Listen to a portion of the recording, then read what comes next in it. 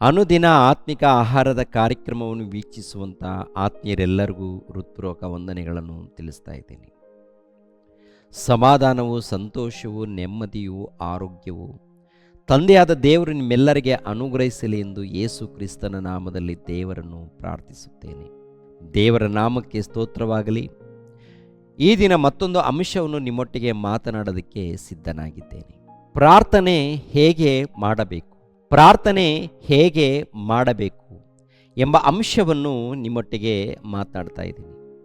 ಮತ್ತಾಯನು ಬರೆದ ಸುವಾರ್ತೆ 6ನೇ ಅಧ್ಯಾಯ 5ನೇ ವಚನವನ್ನು ನೋಡೋಣ ಪ್ರಿಯರೇ. ಮತ್ತು ನೀವು ಪ್ರಾರ್ಥನೆ ಮಾಡುವಾಗ ಕಪಟಿಗಳ ಹಾಗೆ ಮಾಡಬೇಡಿರಿ, ಜನರು ನೋಡಬೇಕೆಂದು ಅವರು ಸಭಾಮಂದಿರಗಳಲ್ಲಿಯೂ ಬೀದಿ ಚೌಕಗಳಲ್ಲಿಯೂ ನಿಂತುಕೊಂಡು ಪ್ರಾರ್ಥನೆ ಮಾಡುವುದಕ್ಕೆ ಇಷ್ಟಪಡುತ್ತಾರೆ. ಅವರು ತಮಗೆ ಬರತಕ್ಕ ಫಲವನ್ನು ಹೊಂದಿದ್ದಾಯಿತೆಂದು ನಿಮಗೆ ಸತ್ಯವಾಗಿ ಹೇಳುತ್ತೇನೆ. ಆದರೆ ನೀನು ಪ್ರಾರ್ಥನೆ ಮಾಡಬೇಕಾದರೆ ನಿನ್ನ ಏಕಾಂತ ಕೋಣೆಯೊಳಗೆ ಹೋಗಿ ಬಾಗಿಲನ್ನು ಮುಚ್ಚಿಕೊಂಡು ಅಂತರಂಗದಲ್ಲಿಯೂ ಇರುವ ನಿನ್ನ ತಂದೆಗೆ ಪ್ರಾರ್ಥನೆ ಮಾಡು. ಅಂತರಂಗದಲ್ಲಿ ನಡೆಯುವುದನ್ನು ನೋಡುವ ನಿನ್ನ ತಂದೆಯು ನಿನಗೆ ಫಲ ಕೊಡುವನು. ಆದರೆ ಪ್ರಾರ್ಥನೆ ಮಾಡುವಾಗ ಅಜ್ಞಾನಿಗಳ ಹಾಗೆ ಹೇಳಿದ್ದನ್ನೇ ಸುಮ್ಮನೆ ಹೇಳಬೇಡ. ಅವರು ಬಹಳ ಮಾತುಗಳನ್ನಾಡಿದರೆ ತಮ್ಮ ಪ್ರಾರ್ಥನೆಯನ್ನು ದೇವರು ಕೇಳುತ್ತಾನೆಂದು ನೆನೆಸುತ್ತಾರೆ. ಆದುದರಿಂದ ನೀವು ಅವರ ಹಾಗೆ ಆಗಬೇಡಿರಿ. ಪ್ರಾರ್ಥನೆ ಹೇಗೆ ಮಾಡಬೇಕು ಅಂತ ಹೇಳಿ ಪ್ರಶ್ನೆ ಹಾಕಿದಾಗ, ಹೇಗೆ ಮಾಡಬೇಕು ಪ್ರಾರ್ಥನೆ ಹೇಗೆ ಮಾಡಿದರೆ ದೇವರು ಇಷ್ಟಪಡ್ತಾರೆ ಅಂತ ಹೇಳಿ ಅನೇಕರಿಗೆ ಪ್ರಶ್ನೆ ಇದೆ ರೀ. ಕೆಲವರು ತಿಳ್ಕೊಂಡಿದ್ದಾರೆ, ತಿಳ್ಕೊಂಡವರ ವಿಷಯದಲ್ಲೇ ನಾನು ಹೇಳ್ತಾ ಇಲ್ಲ.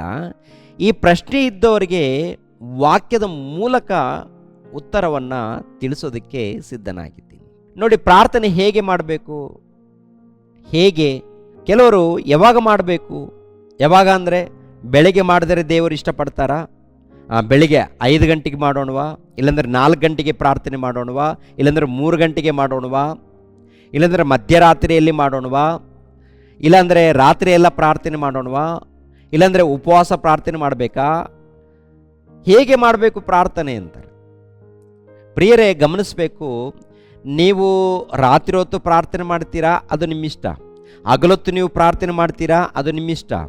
ಅದೇ ಪ್ರಕಾರ ಬೆಳಗಿನ ಜಾವದಲ್ಲಿ ಪ್ರಾರ್ಥನೆ ಮಾಡ್ತೀರಾ, ಅದು ನಿಮ್ಮಿಷ್ಟ. ಒಟ್ಟಿನಲ್ಲಿ ಪ್ರಾರ್ಥನೆ ಎನ್ನುವಂಥದ್ದು ಖಂಡಿತವಾಗಿ ನಡಿಬೇಕು.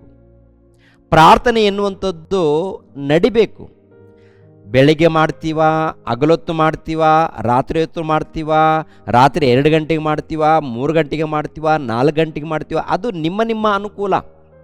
ನೀವು ದೇವರ ಬಳಿಯಲ್ಲಿ ಏನು ಮಾತು ಕೊಡ್ತಾ ಇದ್ದೀರೋ, ಏನು ನಿರ್ಣಯವನ್ನು ತಗೊಳ್ತಾ ಇದ್ದೀರೋ, ಅದು ನಿಮ್ಮಿಷ್ಟ, ನಿಮಗೆ ಅನುಕೂಲವಾದದ್ದು. ಆದರೆ ದೇವರಲ್ಲಿ ಪ್ರಾರ್ಥನೆ ಮಾಡಬೇಕಾದಾಗ ಹೇಗೆ ಮಾಡಿದರೆ ದೇವರು ಇಷ್ಟಪಡ್ತಾರೆ? ಮೊಟ್ಟ ಮೊದಲು ನಾವು ಭಕ್ತಿಯಿಂದ ಇರಬೇಕು, ಶ್ರದ್ಧೆಯಿಂದ ಜೀವಿಸಬೇಕು, ನಿಷ್ಠೆಯಿಂದ ಜೀವಿಸಬೇಕು. ನಮ್ಮಲ್ಲಿ ಪಾಪಗಳು, ಅಪರಾಧಗಳು ಇದ್ದಾಗ ಆ ಒಂದು ಪ್ರಾರ್ಥನೆ, ಅಂಥವರು ಪ್ರಾರ್ಥನೆ ಮಾಡಿದಾಗ ದೇವರು ಕೇಳಲ್ಲ. ಎರಡನೇದಾಗಿ, ಜನರು ನೋಡಬೇಕು ಎಂದು ಪ್ರಾರ್ಥನೆ ಮಾಡ್ತಾ ಇರ್ತಾರೆ ಕೆಲವರು. ಅದೇ ಮತ್ತಾಯನು ಬರೆದ ಸುವಾರ್ತೆಯಲ್ಲಿ ನೋಡಿದ್ದೀವಿ, ಯೇಸು ಕ್ರಿಸ್ತರು ಹೇಳ್ತಾರಲ್ಲ, ಜನರು ನೋಡಬೇಕಂತೇಳಿ ಕೆಲವರು ಪ್ರಾರ್ಥನೆ ಮಾಡ್ತಾರಂತೆ. ಹಾಗೆ ಮಾಡಿದ್ರು ಕೂಡ ದೇವರು ಕೇಳಲ್ಲ. ಉದ್ದೇಶ ಏನಾಗಿದೆ? ಅವ್ರು ನೋಡ್ತಾ ಇದ್ದಾರೆ, ಇವ್ರು ನೋಡ್ತಾ ಇದ್ದಾರೆ, ನನಗೆ ಪರಿಚಯ ಇದ್ದವ್ರು ನೋಡ್ತಾ ಇದ್ದಾರೆ, ನನ್ನನ್ನು ಪ್ರೀತಿಸೋರು ನೋಡ್ತಾ ಇದ್ದಾರೆ, ನಾನು ಅವ್ರಿಗೋಸ್ಕರ ಮಾಡ್ತಿದ್ದೀನಿ, ಅವರು ಕೇಳಬೇಕು, ನೋಡಬೇಕು, ನನ್ನ ಪ್ರಾರ್ಥನೆ ಹೇಗಿರುತ್ತೆ ಅಂತೇಳಿ ಈ ರೀತಿ ಒಂದು ವೇಳೆ ನಮ್ಮ ಆಲೋಚನೆಗಳಿದೆಯಾ? ಇಂಥ ಆಲೋಚನೆಗಳು ಇಟ್ಟುಕೊಂಡು ನಾವು ಪ್ರಾರ್ಥನೆ ಮಾಡ್ತೀವಾ? ಹಾಗಾದರೆ ಅಂಥವ್ರ ಪ್ರಾರ್ಥನೆ ದೇವರು ಕೇಳಲ್ಲ, ಅಂಥವ್ರ ಪ್ರಾರ್ಥನೆ ದೇವರ ಸನ್ನಿಧಿಗೆ ಮುಟ್ಟಲ್ಲ. ಮತ್ತು ಹೇಗೆ ಪ್ರಾರ್ಥನೆ, ಇಲ್ಲಿ ನೋಡಿ ಗಮನಿಸಬೇಕು. ಮತ್ತು ನೀವು ಪ್ರಾರ್ಥನೆ ಮಾಡುವಾಗ ಕಪಟಿಗಳ ಹಾಗೆ ಮಾಡಬೇಡಿರಿ ಅಂತಾರೆ. ಕಪಟಿಗಳಾಗಿ ಅಂದರೆ ಅರ್ಥ ಏನು ಪ್ರಿಯರೇ? ಕಪಟಿಗಳು ಅಂದರೆ ವೇಷಧಾರಿಗಳು ಮಾಡುವಂಥ ಪ್ರಾರ್ಥನೆ. ಅಂದರೆ ಜನರು ನೋಡಬೇಕೆಂದು ಅವರು ಸಭಾಮಂದಿರಗಳಲ್ಲಿಯೂ ಬೀದಿ ಚೌಕಗಳಲ್ಲಿಯೂ ನಿಂತುಕೊಂಡು ಪ್ರಾರ್ಥನೆ ಮಾಡುವುದಕ್ಕೆ ಇಷ್ಟಪಡುತ್ತಾರೆ. ಅವರು ತಮಗೆ ಬರತಕ್ಕ ಫಲವನ್ನು ಹೊಂದಿದ್ದಾಯಿತೆಂದು ನಿಮಗೆ ಸತ್ಯವಾಗಿ ಹೇಳುತ್ತೇನೆ. ಅಂದರೆ ಜನರು ನೋಡಲಿ ಅಂತೇಳಿ ಪ್ರಾರ್ಥನೆ ಮಾಡಿದಾಗ, ಜನರು ನೋಡಲಿ, ನನ್ನ ಪ್ರಾರ್ಥನೆ ಜನರು ನೋಡಬೇಕು, ನಾನು ಎಷ್ಟು ಅದ್ಭುತವಾಗಿ ಮಾಡ್ತಾ ಇದ್ದೀನಿ ನೋಡಬೇಕು ಅಂತೇಳಿ ಇಂಥ ಆಲೋಚನೆ ನಮ್ಮಲ್ಲಿ ಇದ್ದು ಅಂಥ ಆಲೋಚನೆಯಿಂದ ನಾವು ಮಾಡಿದಾಗ ಅವರ ಪ್ರಾರ್ಥನೆಗೆ ಪ್ರತಿಫಲ ಹೊಂದಿದ್ದಾಯಿತು ಅಂತ ಹೇಳ್ತಾರೆ. ಎಂಥದ್ದು? ಈ ಲೋಕದಲ್ಲಿ ಯಾರ ಮೂಲಕ ನೀವು ಘನತೆ, ಯಾರ ಮೂಲಕ ಮಹಿಮೆ ಪಡಿಬೇಕು ಎಂಬುವಂಥದ್ದು ಅವ್ರ ಮೂಲಕ ನೀವು ಮಹಿಮೆಯನ್ನು ಪಡೆದಿದ್ದರೆ ಮುಗೀತು. ದೇವ್ರ ಮೂಲಕ ಪ್ರತಿಫಲ ಇಲ್ಲ. ಮತ್ತು ದೇವ್ರ ಮೂಲಕ ಪ್ರತಿಫಲ ಪಡ್ಕೊಳ್ಬೇಕಾದ್ರೆ ಏನು ಮಾಡಬೇಕಂತ ಹೇಳ್ತಾರೆ ನೋಡಿ. 6ನೇ ವಚನ, ನಿನ್ನ ಏಕಾಂತವಾದ ಕೋಣೆಯೊಳಗೆ ಹೋಗಿ ಬಾಗಲನ್ನು ಮುಚ್ಚಿಕೊಂಡು ಅಂತರಂಗದಲ್ಲಿಯೂ ಇರುವ ನಿನ್ನ ತಂದೆಗೆ ಪ್ರಾರ್ಥನೆ ಮಾಡು. ಅಂತರಂಗದಲ್ಲಿ ನಡೆಯುವುದನ್ನು ನೋಡುವ ನಿನ್ನ ತಂದೆಯು ನಿನಗೆ ಫಲ ಕೊಡುವನು. ಏಕಾಂತವಾದ ಕೋಣೆ ಅಂತಾನೆ. ಏಕಾಂತವಾದಂಥ ಕೋಣೆ ಅಂದರೆ ಒಂದು ಕಟ್ಟಡ, ಒಂದು ಮನೆಯಲ್ಲಿ, ಆ ಮನೆಯಲ್ಲಿ ಏಕಾಂತವಾದಂಥ ಕೋಣೆ. ಏಕಾಂತವಾದಂಥ ಕೋಣೆ ಅಂದಾಗ ಏನ್ರಿ, ಮನೆಯಲ್ಲಿ ಅವರು ಇವರು ಇರ್ತಾರೆ, ಮಾತಾಡ್ತಾ ಇರ್ತಾರೆ. ಕೆಲವು ಟೈಮಲ್ಲಿ ಏಕಾಂತವಾದಂಥ ಸಮಯ ಇರಲ್ಲ. ಅವಾಗ ಏನು ಮಾಡಬೇಕು? ಒಟ್ಟಿನಲ್ಲಿ ಎಲ್ಲೋ ಒಂದು ಕಡೆ ಜಾಗವನ್ನೇ ಏರ್ಪಾಟ್ ಮಾಡ್ಕೊಳ್ಬೇಕು. ನೀನಿರುವಂಥ ಮನೆಯಲ್ಲಿ ಎಲ್ಲೋ ಒಂದು ಕಡೆ ಪ್ರಾರ್ಥನೆಗೋಸ್ಕರ ಒಂದು ಪ್ರತ್ಯೇಕವಾದಂಥ ಸ್ಥಳವನ್ನು ಏರ್ಪಡಿಸಿಕೊಂಡು ಅವಾಗ ನಿನ್ನ ಹೃದಯದಲ್ಲಿ ಪ್ರಾರ್ಥನೆ ನಡಿಬೇಕು. ಮೊಣಕಾಲಾಗಬೇಕು.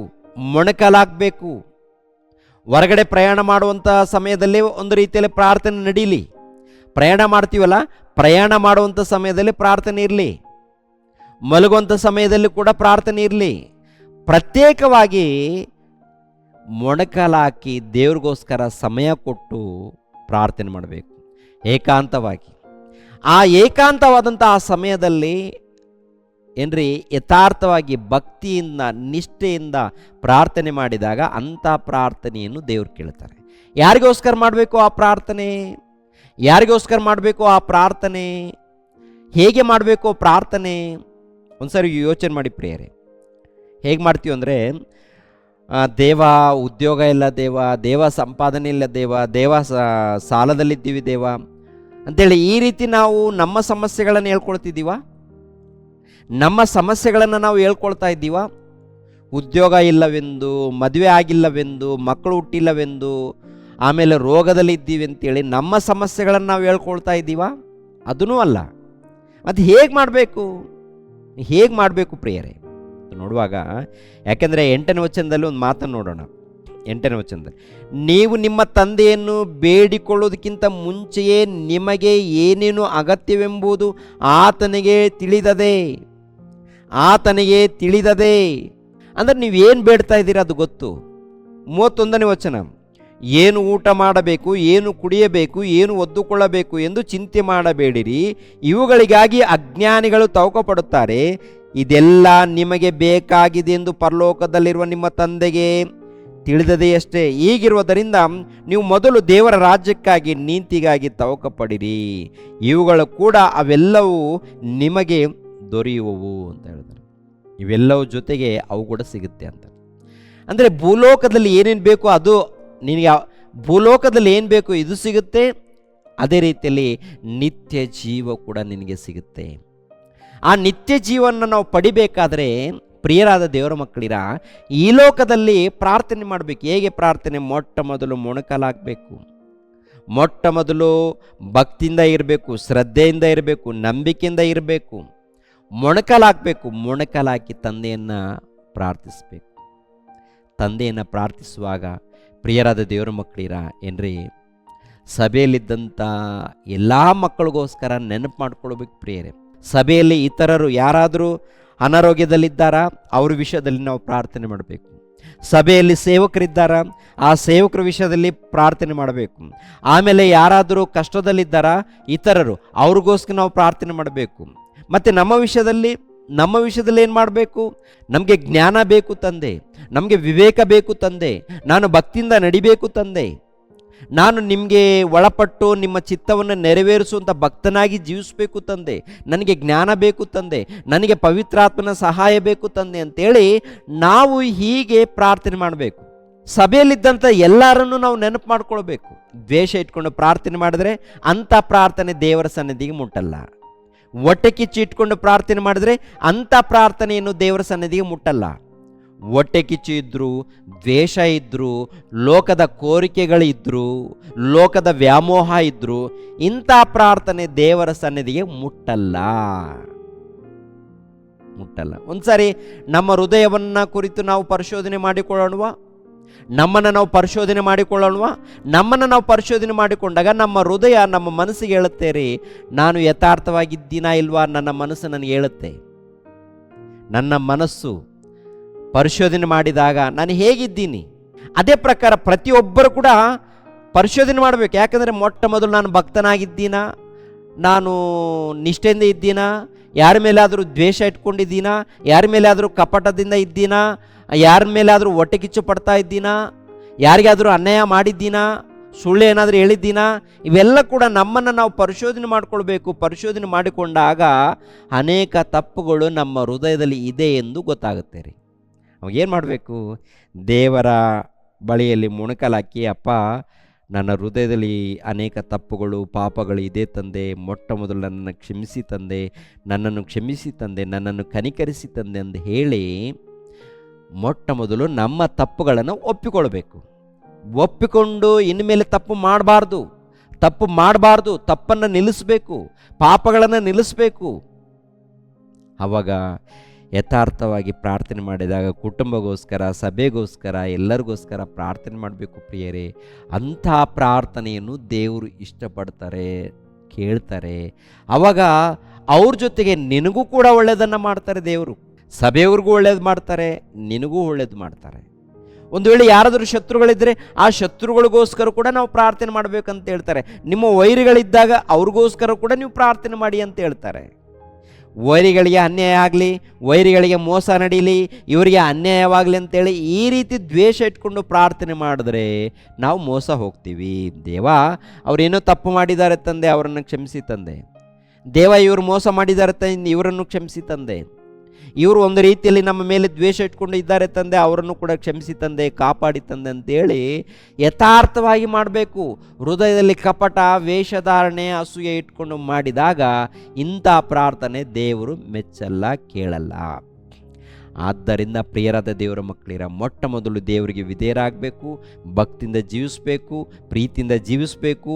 ಕಪಟ, ಮೋಸ, ಅನ್ಯಾಯ, ದ್ವೇಷ, ಹಾಗೆ ಇವೆಲ್ಲ ಹೃದಯದಲ್ಲಿ ಇಟ್ಕೊಂಡು ನಾವು ಪ್ರಾರ್ಥನೆ ಮಾಡ್ತೀವಿ ಅಂದರೆ ಅಂಥ ಪ್ರಾರ್ಥನೆಯನ್ನು ದೇವರು ಕೇಳೋದಿಲ್ಲ. ಆದ್ದರಿಂದ ನಾವು ಹೇಗೆ ಪ್ರಾರ್ಥನೆ ಮಾಡಬೇಕು? ಮೊಣಕಲಾಗಬೇಕು, ಯಥಾರ್ಥವಾಗಿರಬೇಕು, ಭಕ್ತಿಯಿಂದ ಇರಬೇಕು, ಭಕ್ತಿಯಿಂದ ಜೀವಿಸಬೇಕು, ನಿಷ್ಠೆಯಿಂದ ಜೀವಿಸಬೇಕು. ಆಗ ನಾವು ಪ್ರಾರ್ಥನೆ ಮಾಡಿದಾಗ ದೇವರು ಕೇಳ್ತಾರೆ.